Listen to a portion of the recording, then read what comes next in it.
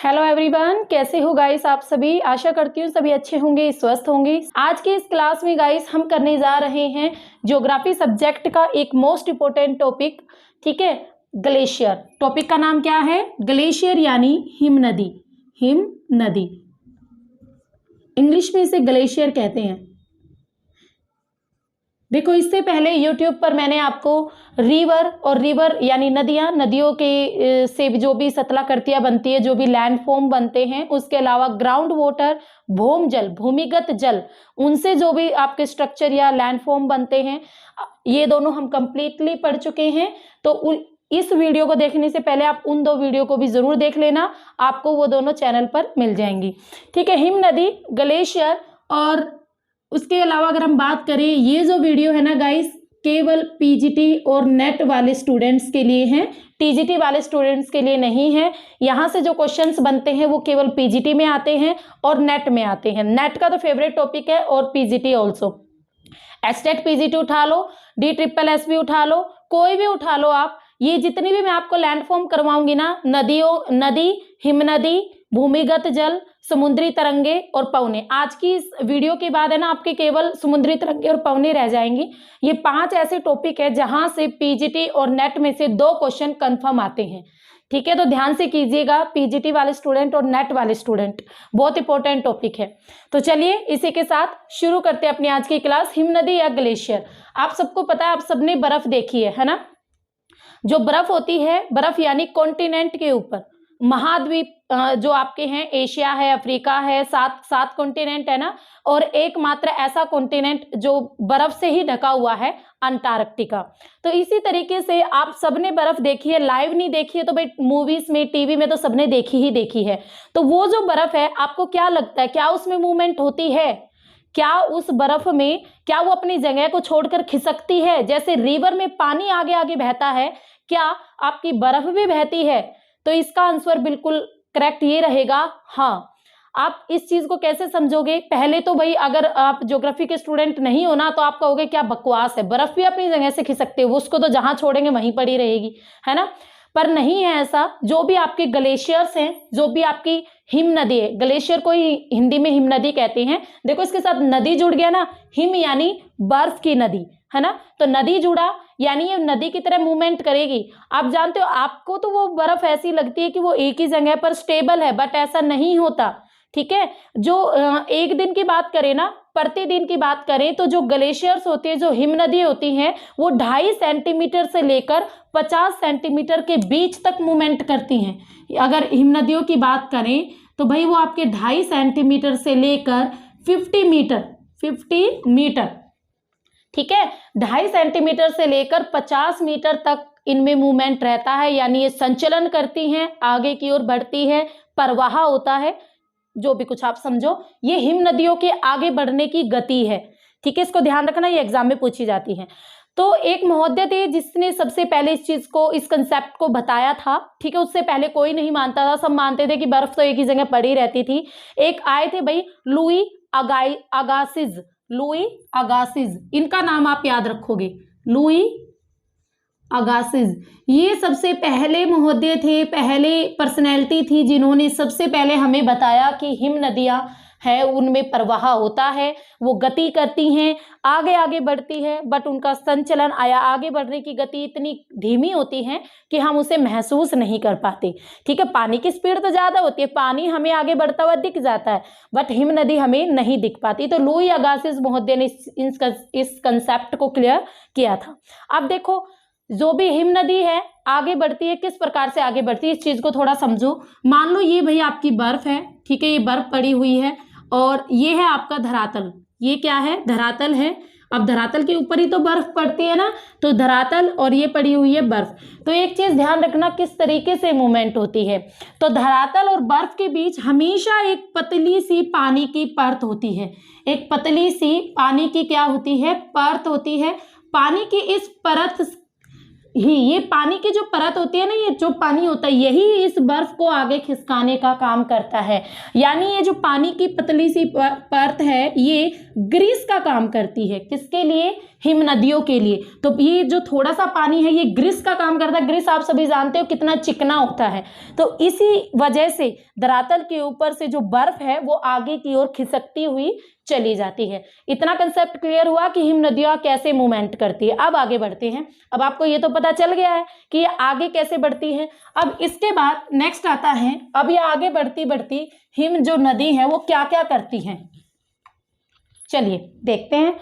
तो भाई हिम नदियां आपका अपरदन भी करती हैं,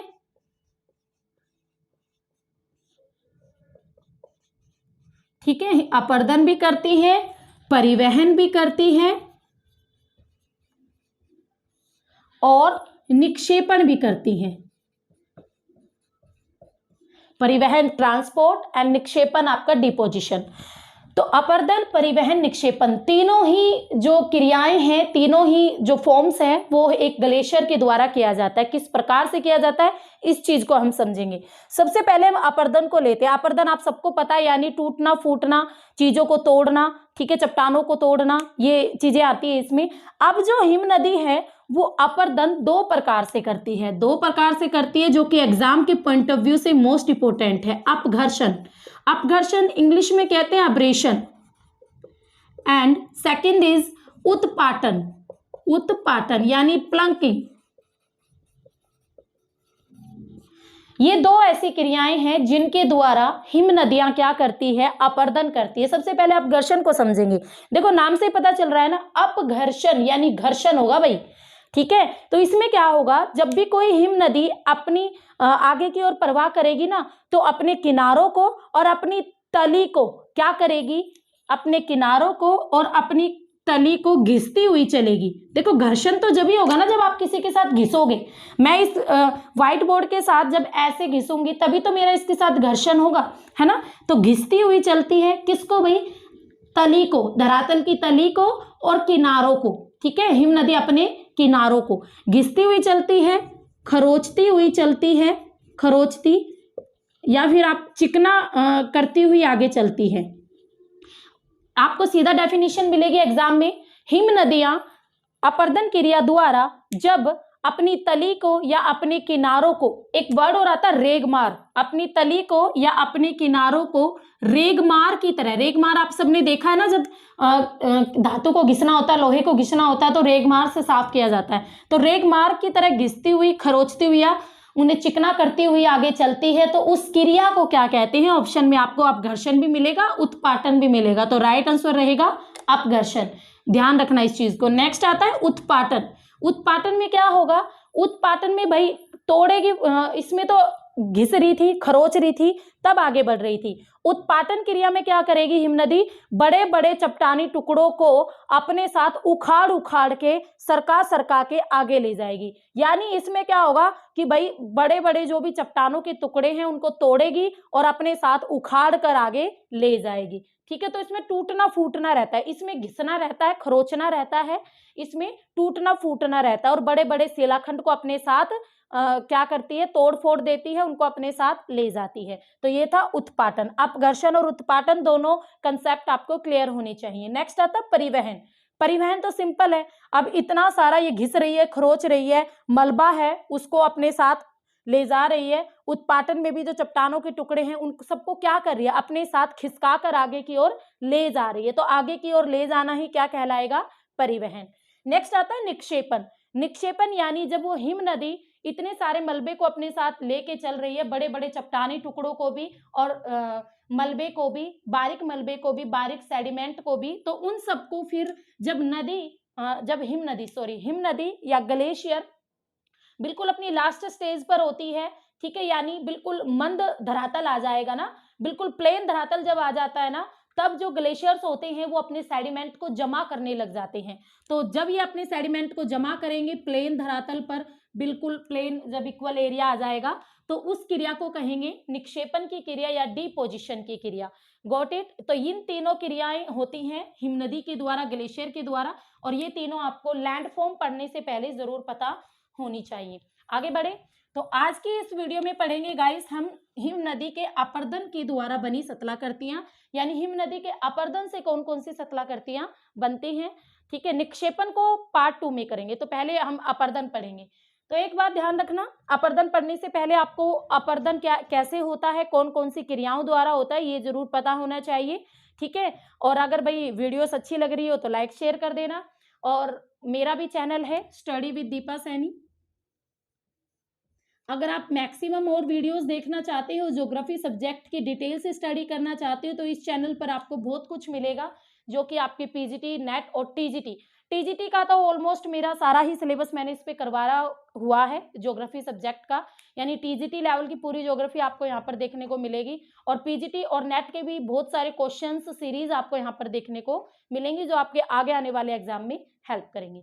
ठीक है, तो चलिए आगे बढ़ते हैं। हिम नदी के अपर्दन से बनी, हम पढ़ेंगे अपर्दन से बनी सतलाकृतियां, अपर्दन से बनी सतलाकृतियां या लैंडफॉर्म इसे इंग्लिश में कह देंगे। ठीक है, चलिए सबसे पहले हम बात करें, सबसे पहले आकृति आती है, लैंडफॉर्म आता है सर्क, इंग्लिश में भी इसे सर्क ही कहते हैं। ठीक है, इंग्लिश में भी इसे क्या कहेंगे, सर्क ही कहेंगे। और हिंदी इंग्लिश में से सर्क कह देते हैं, हिंदी में एक नाम और आ जाता है इसके लिए, हिम गहर, हिम गहर, दोनों नाम याद रखना आप, इंग्लिश में सर्क ही कहते हैं, हिंदी में हिम गहर। जैसे आपका ये कोई माउंटेन है और इसके ऊपर बर्फ है, ठीक है, इसके ऊपर बहुत बर्फ, जैसे माउंट एवरेस्ट लगा लो, हिमालय पर्वत लगा लो, कितनी कितनी लेयर चढ़ी रहती है बर्फ की, है ना।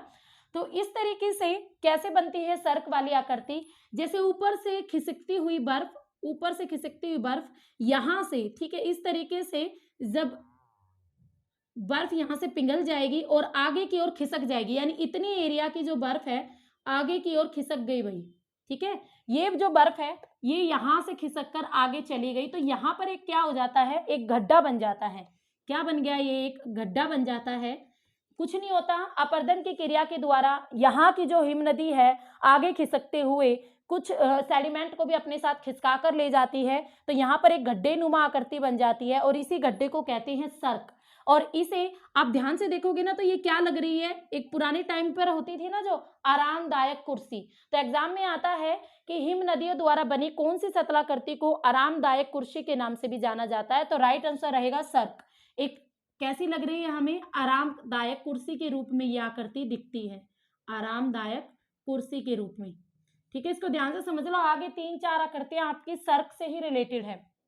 सर्क समझ में आ गई, कुछ नहीं था, ऊपर से ग्लेशियर आ रहा था, अपने साथ चट्टान के कुछ सेडिमेंट को भी ले जाता है घसीट कर। ठीक है, और यहाँ का कई बार क्या हो जाता है, पूरा अपर्दन हो जाता है, तो एक आरामदायक कुर्सी बन जाती है या गड्ढा बन जाता है, जिसे कहते हैं सर्क। नेक्स्ट आते हैं गाइस टोन, इंग्लिश में टोन ही कहते हैं, हिंदी में गिरिताल भी कह देते हैं, गिरिताल। क्या होगा जब आपकी कई बार क्या होता है, बारिश हो जाती है और बारिश होने की वजह से या बर्फ के पिघलने की वजह से, इतने एरिया में बर्फ पड़ी, टेम्परेचर अच्छा खासा हो गया, पिघल गई, तो यहाँ पर इस गड्ढे में पानी भर जाता है, इस गड्ढे में क्या हो जाता है, पानी भर जाता है और इस प्रकार से एक झील बन जाती है, एक ताल बन जाता है, जिसे कहते हैं गिरी ताल या टोन। यानी सर्क में जब पानी भर जाएगा, सिंपल वे में बात करें भाई, टोन किसे कब बनेगी, जब आपके सर्क में पानी भर जाएगा, सर्क में पानी भर के जब वो झील बन जाएगी ना, तो उसे कहते हैं टोन या गिरिताल। गॉट इट, दोनों समझ में आई। नेक्स्ट आती है नंबर 3 श्रिंग, हिंदी में श्रिंग कहते हैं, इंग्लिश में हॉर्न कहते हैं। ठीक है, हिंदी में श्रिंग कहेंगे, इंग्लिश में हॉर्न कहेंगे। इसमें क्या होता है, देखो इतनी बात तो आपने समझ में आ ली, ये भी आपके सर्क से ही रिलेटेड है, हॉर्न भी सर्क से ही रिलेटेड है। कैसे होगा, मान लो भाई आपका कैसे, ठीक है, ये आपके एक माउंटेन है और इस तरीके से एक माउंटेन है ये, ठीक है, इस तरीके से ये एक माउंटेन है। क्या होता है, ऊपर से यहां से आपकी बर्फ आ रही है और यहां पर एक सर्क बन गया, एक गड्ढा बन गया, ठीक है, और यहां पर एक सर्क बन जाता है, एक गड्ढा बन जाता है, यहां की सारी बर्फ आपकी चली गई है। तो या जब इस तरीके से आपके, अगर हम बात करें एक ही पर्वत के विभिन्न ढलानों पर, यानी एक ढाल ये हो गया, एक ढाल ये हो गया, तो विभिन्न, और एक ढाल ये और एक ये ढाल ये, एक ही माउंटेन के अलग अलग ढालों पर जब आपके अनेक सर्क बन जाते हैं, अनेक सर्क बन जाते हैं, तो आपकी क्या एक किस तरीके की आकृति लगती है, फिर ये एक पिरामिड की आकृति लगती है। मान लो ये गड्ढा, ये भी गड्ढा है, यहाँ पे गड्ढा, यहाँ पे गड्ढा, तो ये एक पिरामिड की आकृति की तरह दिखता है। जो माउंटेन है वो पिरामिड की आकृति की तरह दिखता है, और अगर आप गौर करोगे ना तो ये सींग की तरह भी दिखता है, तो इसलिए इसे श्रृंग भी कहते हैं। तो जब पर्वत के विभिन्न ढलानों पर आपके अनेक सर्क बन जाते हैं तो उस आकृति को आपको कहा जाता है श्रृंग या होन। Got it. नेक्स्ट आती है guys coal. Coal number 4 is coal. English में भी इसे कोल ही कहते हैं, COL। अब इसमें क्या होगा, अब मैंने पढ़ाया था कि भाई एक पर्वत के अलग अलग ढालों पर अलग अलग सर्क बन गए। अब हम बात करें, एक माउंटेन है आपका, और इस एक माउंटेन में आपके जब उसके विपरीत ढालों पर, यानी माउंटेन के विपरीत ढालों पर, ठीक है, विपरीत यानी अपोजिट साइड, एक सर्क यहाँ पर बन गया, एक सर्क यहाँ पर बन गया, ठीक है। तो हम बात करें भाई विपरीत ढालों पर जब आपके दो सर्क बन जाते हैं, एक ही माउंटेन के विपरीत ढालों पर दो सर्क बन जाते हैं, तो कई बार क्या होते हैं ना ये सर्क, तो इस प्रकार की आकृति को तो आपका कोल कहते हैं। Got it. और कई बार ये सर्क क्या हो जाते हैं, आपस में मिल भी जाते हैं, और नीचे से एक दर्रे की तरह हमें माउंटेन के नीचे से रास्ता भी बन जाता है। आपने देखा होगा ना, बड़े बड़े माउंटेन के नीचे से सड़क भी होती है, रेल भी होती हैं, तो उनको जो रास्ता देती है ना वो इस प्रकार की कोल लैंडफॉर्म ही होते हैं। तो इसमें आपके एक माउंटेन के अपोजिट साइड दोनों साइड सर्क बनेंगे, ठीक है, समझ में आया। तो एक ही माउंटेन के दोनों साइड जब सर्क बन जाते हैं तब आपकी ये वाली सतलाकृति बनती है। कई बार ये सर्क जब आपस में मिल जाएंगे तो नीचे से ये एक दर्रे की तरह, दर्रा किसे कहते हैं, यानी पहाड़ी इलाकों में, पर्वतीय इलाकों में जो पर्वतों के नीचे से आने जाने वाला जो रास्ता होता है उसे दर्रा कहते हैं। तो एक दर्रे के लिए भी एक रास्ता प्रदान करती है इस प्रकार की सतला आकृति। नेक्स्ट आता है गाइस नंबर 5, कंगी नुमा कटक। कंगी नुमा कटक, कंगी नुमा कटक या अरेत, अरेत भी इसे कहते हैं, कंगी नुमा कटक या अरेत। कोम्ब रिंज, इंग्लिश में कहते हैं कंगी यानी कोम्ब, और कटक यानी रिंज। कोम्ब रिंज के नाम से जानी जाती है, हिंदी में अरेत भी बोलते हैं, कंगी नुमा कटक भी बोलते हैं। अब इसमें क्या होता है, कंगी नुमा कटक में आपके जब कई सर्क बन जाएंगे किसी माउंटेन पर, मान लो कई सर्क बन जाते हैं ना, तो लास्ट में माउंटेन बेचारी का इतना ज्यादा अपर्दन हो जाता है उस माउंटेन का, उस ग्लेशियर के द्वारा, हिम नदियों के द्वारा, तो कुछ इस तरीके के माउंटेन का पार्ट बस बचा रह जाता है, सारा सर्क बन बन के सब अपर्दित हो जाता है। तो इस प्रकार से जब देखो कैसी लग रही है, ये कंगी नहीं लग रही है, नीचे से ये प्लेन जहां से हम हाथ से पकड़ेंगे, और ऊपर से उबड़ खाबड़ दांतें जिससे हम कोम्ब करते हैं, है ना, तो ये कंगी नुमा कटक रह जाते हैं, तो इन्हें कहते हैं कंगी नुमा कटक, और अरेत के नाम से भी जाना जाता है। भाई एग्जाम में अरेत लिखा हुआ मिलता है, कंगी नुमा कटक कम आता है, ठीक है। तो हिम नदियों के द्वारा जब इतना अधिक अपर्दन हो जाता है अनेक सर्क बना बना के, तो जो बाद में फिर जो एक माउंटेन का जो पार्ट बचता है उसे कहते हैं कंगी नुमा कटक या अरेत। अब ध्यान से देखो कितनी पढ़ाई है मैंने आपको, 5 पढ़ाई है ना, 5 पढ़ाई है, और इसमें अगर हम बात करें पांचों में सारी की सारी किससे रिलेटेड थी, सर्क से रिलेटेड। फटाफट एक बार और करें, सर्क की बात करें, आरामदायक कुर्सी, ठीक है, माउंटेन में ऊपर से खिसकते हुए हिम जो ग्लेशियर है वो अपर्दन कर देगी माउंटेन का, और उसमें एक आरामदायक कुर्सी जैसी आकृति बन जाती है जिसे सर्क या हिमगहर कहते हैं। टोन की बात करें, जब उस गड्ढे में पानी भर जाएगा तो उसे टोन या गिरिताल कहते हैं। थर्ड श्रिंग की बात करें तो भाई जब आपके पर्वत के विभिन्न ढलानों पर अनेक सर्क बन जाते हैं तो एक अगर हम बात करें ना आपकी वो बन जाती है पिरामिड जैसी आकृति बन जाती है जिसे श्रिंग या होन कहते हैं। नेक्स्ट करें कोल, कोल आपके विपरीत डायरेक्शन में बनेंगे, यानी एक ही माउंटेन के अपोजिट साइड में जो आपके सर्क बनते हैं उसे कोल कहते हैं। नेक्स्ट आता है कंगी नुमा कटक, जो कि मैंने आपको अभी अभी समझाई है। पांचों की पांचों आपके सर्क से रिलेटेड है, सर्क जो कि हिम नदी ग्लेशियर की पहली लैंडफॉर्म थी। तो अपर्दन से ये पांचों आपको पता चल गई है, और पांचों की पांचों सर्क से बनती हैं, इस चीज को भी आप समझ गए होंगे, है ना। नेक्स्ट आते हैं हिम नदियों के अपर्दन से बनी यू आकार की घाटी फेमस, एग्जाम में हद से ज्यादा बार आया। आप मुझे बताओगे कमेंट बॉक्स में कि वी आकार की घाटी कौन बनाता है। ऑप्शन है नदी, हिम नदी, पौने या समुद्री तरंगे या समुद्री धाराएं। यू आकार की घाटी, वी आकार की घाटी। देखो मैं ही बता देती हूँ, यू आकार की घाटी गाइस कैसे बनती है, जैसे भाई आपकी कोई रिवर है, वो माउंटेन के नीचे से बह रही थी, तो रिवर ने क्या किया, वी आकार की घाटी का निर्माण कर दिया, नदी ने वी आकार की घाटी का निर्माण किया। और जब इसी पार्ट से कोई ग्लेशियर बहता है, ठीक है, यानी कोई बर्फ आ गई, बर्फ आपको पता है माइनस में टेम्परेचर गया और नदियां भी जम जाती है, बर्फ बन जाती है, ग्लेशियर बन जाते हैं, है ना।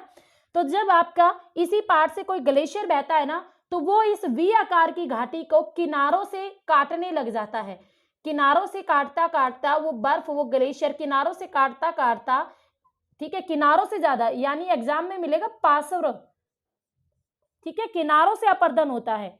जो ग्लेशियर होते हैं वो नदियों द्वारा बनाई गई वी आकार की घाटी को किनारों से काट काट कर एक यू आकार की शेप में बना देते हैं, जिसे कहते हैं यू आकार की घाटी। और ये आपकी ग्लेशियर के द्वारा बनाई जाती है, याद रखना, नदी बनाती है वी आकार की घाटी और हिम नदियां बनाती है यू आकार की घाटी। दोनों क्वेश्चंस एग्जाम में आते हैं।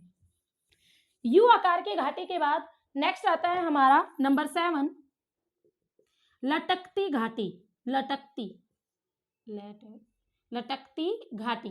अब ये लटकती घाटी कैसे बनती है, देखो लटकती घाटी की बात करें ना, तो भाई लटकती जो घाटी होगी, सिंपल वे में मैं आपको समझाऊं, ये जो हिम नदियां होती है ना, इनकी भी कुछ सहायक नदी होती है, जैसे आपकी नदियों की सहायक नदी होती है, जैसे भाई कृष्णा नदी है, उसकी भीमा है, ठीक है, मूसी है, तुंगभद्रा है। उसी तरीके से जो हिम नदियां हैं, जो ग्लेशियर्स होते हैं, इनकी भी कुछ सहायक छोटी छोटी नदियां होती है। यानी मान लो एक ग्लेशियर यहाँ से बह के आ रहा है, तो एक छोटा सा ग्लेशियर यहाँ से आ रहा है, एक यहाँ से आ रहा है, और ये आकर इस ग्लेशियर को और भी बड़ा बना देते हैं, और भी विशाल बना देते हैं। तो ये प्रोसेस आपका ग्लेशियर में भी होता है, रिवर वाला।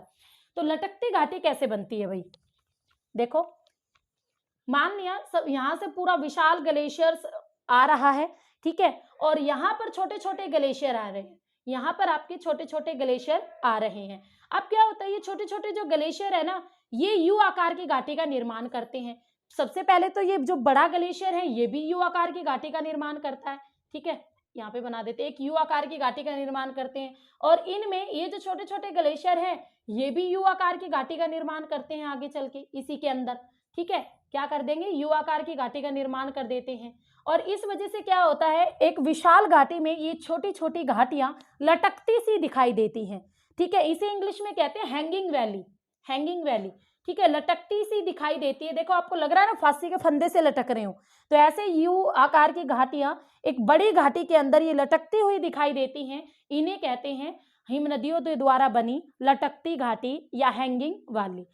समझ में आया, कुछ नहीं है, एक बड़ी हिम नदी के बीच अनेक सहायक नदियां जब अपनी घाटियों का निर्माण कर देती हैं, तो बड़ी घाटी के बीच जो ये छोटी छोटी घाटियां हैं लटकती सी दिखाई देती है, जिसे कहते हैं लटकती घाटी। Got it. नेक्स्ट आती है हमारी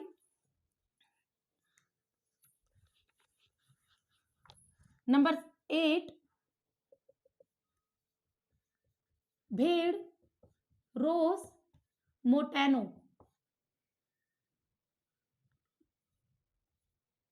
मोटोनी आएगा, भेड़, रोस, मोटोनी, या भेड़ पीठ शेल के नाम से भी जानी जाती है, भेड़ पीठ शेल, शैल।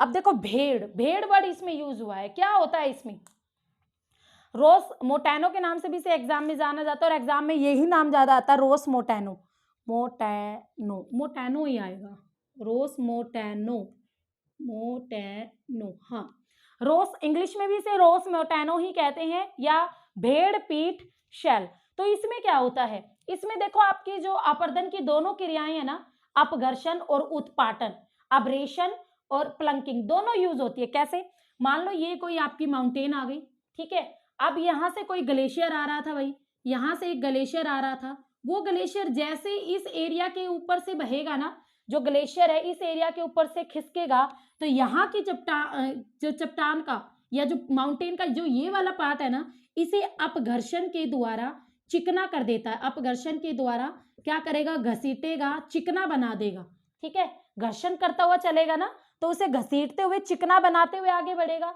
और जैसे दूसरी तरफ ये ग्लेशियर नीचे उतरेगा ना, तो यहाँ पर बड़े बड़े शिलाखंड को अपने साथ घसीटता हुआ ले जाता है, तोड़ता हुआ ले जाता है। तो यहाँ पर कौन सी क्रिया हुई? उत्पाटन।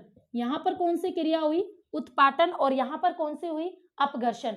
एग्जाम में एक बार क्वेश्चन आया था कि ग्लेशियर की ऐसी कौन सा लैंडफॉर्म है जिसमें अपघर्षण और उत्पाटन दोनों क्रियाएं एक साथ होती है? तो ये था उसका आंसर, रोस मेटानो था ऑप्शन में। तो रोस मेटानो या भेड़ पीठ सेल। तो यहाँ पर आपको ध्यान रखना है, जिस तरफ से आपका ऊपर चढ़ेगा ना ग्लेशियर, वहां पर अपघर्षण की क्रिया के द्वारा घसीटता हुआ चलेगा, चिकना बनाता हुआ चलेगा, और दूसरी तरफ तोड़ता फोड़ता चलेगा।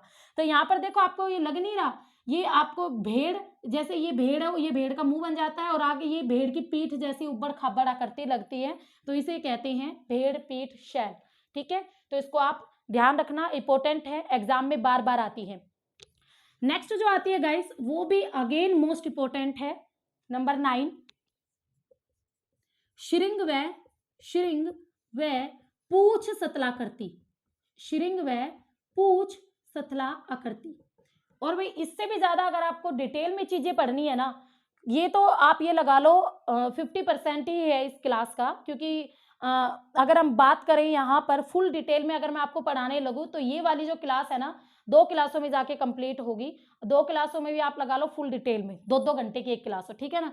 तो अगर आपको डिटेल में चीजें पढ़नी है तो अचीवर्स एकेडमी ऐप ज्वाइन कीजिए। अचीवर्स एकेडमी ऐप, वहां पर पीजीटी ज्योग्राफी और नेट ज्योग्राफी का फुल कोर्स अवेलेबल है।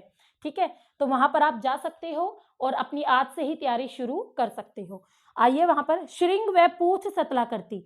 अब इसमें क्या होता है, इसमें आपका क्या होगा, मान लो आपका ये कोई भी भाई चट्टान थी, यहां से आपका ग्लेशियर आ रहा था, तो बहुत ही कोमल चट्टान थी, तो इसने क्या कर दिया, अचानक से तोड़ दिया।